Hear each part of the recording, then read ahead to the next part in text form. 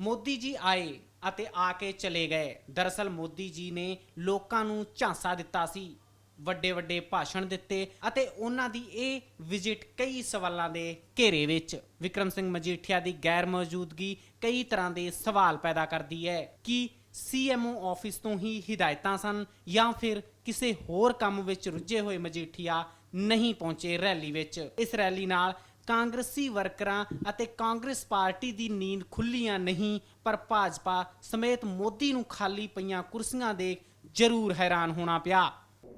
देखिए, कर्नाटका की क्या उन्होंने माफ़ किया है, क्योंकि राहुल गांधी जी की नीति है कि कांग्रेस की जहाँ भी सरकार होगी हम कर्जा माफ़ करेंगे। पंजाब में हमने जो 2 लाख तक का कर्जा माफ़ करने की बात की है उसके ऊपर भली भांति काम चल रहा है। करीबन 2.25 लाख लोगों का, जो कि 2.5 एकड़ से कम है, उनका कर्जा माफ़ कर दिया गया है। सहकारी समितियों का इसके बाद में 5 एकड़ तक का किया जाएगा और फिर उसके बाद जो कमर्शियल बैंक्स हैं उनका कर्जा माफ़ किया जाएगा और उसके बाद में जो नॉन नेशनलाइज कमर्शियल बैंक है उनका कर्जा माफ़ किया जाएगा। 10.25 लाख किसानों का 5 एकड़ से कम जिनकी ज़मीन है उनका 10.25 लाख लोगों का कर्जा माफ़ किया जा रहा है। प्रधानमंत्री जी आए और आके चले गए। लेखा जोखा करने का समय है, क्या दे के गए।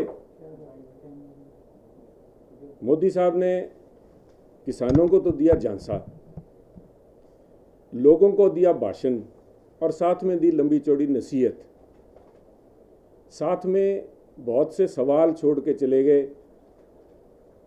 एक सवाल जो आज सभी राजनीतिक गलियारों में लोगों के दिमाग में चुभ रहा है कि क्या स्टेज पे विक्रम मजीठिया जी की ना उपस्थिति किन्हीं कारणवश थी।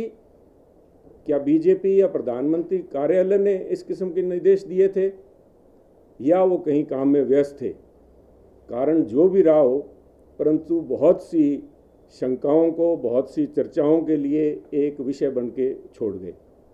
अपने भाषण के दौरान, बड़ा लंबा भाषण था, लोगों ने बड़े उत्सुकता से सुना।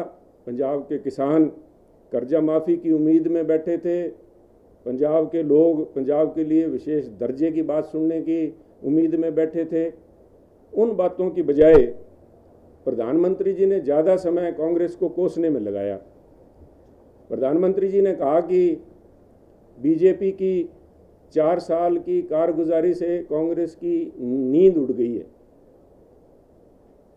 कांग्रेस की नींद तो शायद उड़ी हो, परंतु देश के लोगों की और ख़ास तौर पे अल्पसंख्यक वर्ग की, उनकी नींद जरूर उड़ी हुई है। चाहे वो कहीं पे भी बैठा हमारा मुस्लिम भाई हो, हमारे सिख धर्म के लोग चाहे शिलोंग में बैठे हैं, चाहे वो ईसाई वर्ग के लोग हैं, आज कोई भी अल्पसंख्यक वर्ग, जहाँ पे पाकिस्तान में हमारे सिख भाइयों के ऊपर आज इस किस्म के ख़तरनाक हमले हो रहे हैं, अफ़गानिस्तान में हमला हुआ, उन बातों को तो राजनीतिक तौर पे या कूटनीति डिप्लोमेसी के जरिए वहाँ पे सुलझाने का प्रयास शायद मोदी साहब करेंगे।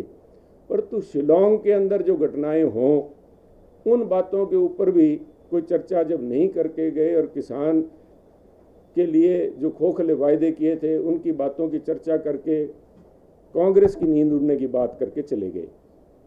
मेरा माननीय प्रधानमंत्री मोदी जी से एक ही निवेदन है कि मोदी साहब, कांग्रेस की नींद तो शायद उड़ी हो चाहे ना उड़ी हो, परंतु आज की सभा के अंदर खाली कुर्सियां देख के शायद आप जो बार बार अपने माथे से पसीना पहुंच रहे थे, मुझे लगता है कि बीजेपी के पसीने जरूर छूट गए।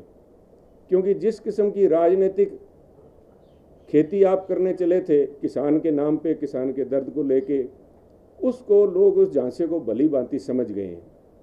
आपने पिछले 1 साल के अंदर डीजल की कीमतें 15 रुपये लीटर से ज़्यादा बढ़ा दी, ट्रैक्टर के ऊपर जीएसटी लगा दिया, उसके साधनों के ऊपर जीएसटी लगा दिया, खाद के ऊपर जीएसटी लगा दी, स्प्रे के ऊपर जीएसटी लगा दी, मजदूरी की कीमतें बढ़ गई।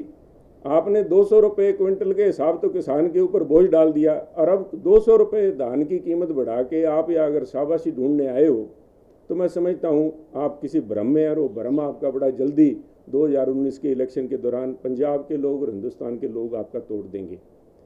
जहाँ तक बात रही पंजाब के लोगों की, जो और बात सुखबीर जी ने आज वहाँ से मंच से याद भी करवाने का प्रयास किया, 550वां प्रकाश दिवस गुरु नानक देव जी का आ रहा है, उसके लिए उन्होंने आपका ध्यान भी आकर्षित किया, परंतु वहाँ भी आप नसीहत दे के चले गए मोदी साहब कि लोगों को गुरु नानक देव जी से प्रेरणा लेनी चाहिए। प्रेरणा तो सारा संसार ले रहा है, शायद बीजेपी उस प्रेरणा से वंचित है, क्योंकि सब समुदायों को साथ चलने की बात अगर किसी ने की तो गुरु नानक देव जी ने की, परंतु उसके पर्व को मनाने के लिए पंजाब के लिए कोई स्पेशल पैकेज या पंजाब को कोई स्पेशल दर्जे देने की बात से आप कतराते रहे। इन बातों से मैं समझता हूँ आज आपके झूठे और खोखले ये जो जुमले हैं उनकी परतें आज उधड़ गई। डॉक्टर साहब, ये कहा जा रहा है कि कर्नाटका में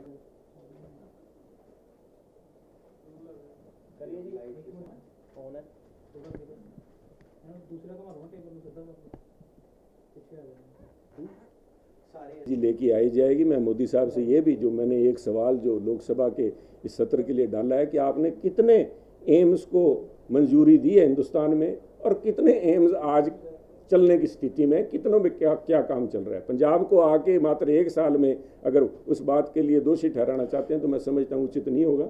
अपने खुद के जो भागीदार थे अकाली दल, उनसे भी इस बात का जवाब दे। लोगों ने तो फैसला पंजाब को दे दिया, मोदी साहब को इस बात को समझते हुए समय लगेगा। सर ਤੁਸੀਂ ਕਹਿੰਦੇ 4 ਸਾਲ में मोदी सरकार ने कुछ खास काम नहीं किया। वर्ल्ड बैंक की रिपोर्ट आई है, इंडिया ने फ्रांस को पीछे छड़ के 6वीं आर्थिक शक्ति बन गया है विश्व की इंडिया। देखिए, अपने मकसद की रिपोर्ट मोदी साहब पढ़ लेते हैं। थोड़े दिन पहले महिलाओं के ऊपर हो रहे अत्याचार को लेके हिंदुस्तान का नंबर शर्म के उस मुकाम 2 नंबर पे आया था। उस समय मोदी साहब ने उन सारी रिपोर्ट्स को नकार दिया था। किस किस्म की रिपोर्ट्स मोदी साहब को अच्छी लगती हैं। आज देखिए कि कितनी निवेश जो है हिंदुस्तान से आज छोड़ के बाहर जा रहा है। वो लोग जो डॉक्टर मनमोहन सिंह की आर्थिक नीतियों में विश्वास करके यहाँ पे आके जिन्होंने अरबों खरबों रुपया निवेश किया था, वो जो फॉरेन इन्वेस्टर्स थे आज देश छोड़ के जा रहे हैं। ये रुपए की घटती हुई कीमत डॉलर के बनिस्बत इस बात का संकेत है और एक इंडिकेटर है कि हमारा जो निवेश बाहर के लोगों का आया हुआ था वह देश छोड़ के डॉलर के रूप में बाहर जा रहा है, जिसकी डॉलर की मांग बढ़ने की वजह से आज रुपए की कीमत गिरती जा रही है। और इसके साथ साथ खुद बीजेपी की शब्दावली में मैं कहूँगा कि जैसे जैसे रुपए की साख गिर रही है उसी तरह मोदी साहब की सरकार की साख भी गिरती जा रही है। तो ਤੁਸੀਂ ਕਿ ਮਨਮੋਹਨ ਸਿੰਘ ਦੀ ਸਰਕਾਰ ਵੇਲੇ ਕਾਫੀ ਜਿਹੜੇ ਇਨਵੈਸਟਰ ਸੀਗੇ ਉਹਨਾਂ ਦੇ ਬਾਅਦ ਉਹ ਬਾਹਰ ਚਲੇ ਗਏ, लेकिन बावजूद इससे आर्थिक स्थिति सुधरती पई है। इस गल में एडमिट कर दिया। देखिए, आर्थिक स्थिति बिल्कुल सुधरी है, पर आर्थिक स्थिति सुधरी है अडानी साहब की, आर्थिक स्थिति सुधरी है अंबानी साहब की। आपने ब्लूमबर्ग के डाटे शायद नहीं पढ़े कि देश की 70% जो संपत्ति है 50 घरानों के पास में, और उन घरानों में से नाम अगर चाहें तो मैं आपको गिनवा देता हूँ। कोई चौकसी साहब होंगे, हो सकता है कि अभी शाह बिरादरी का उसमें नाम शायद ना आया हो, पर अगर इसी तरह अगर देश का दुर्भाग्य रहा और ये लोगों का अगर शासन चलता रहा तो उन 50 कुनबों में शाह साहब का नाम आ जाएगा। राजनीति के लिए इस्तेमाल नहीं करते।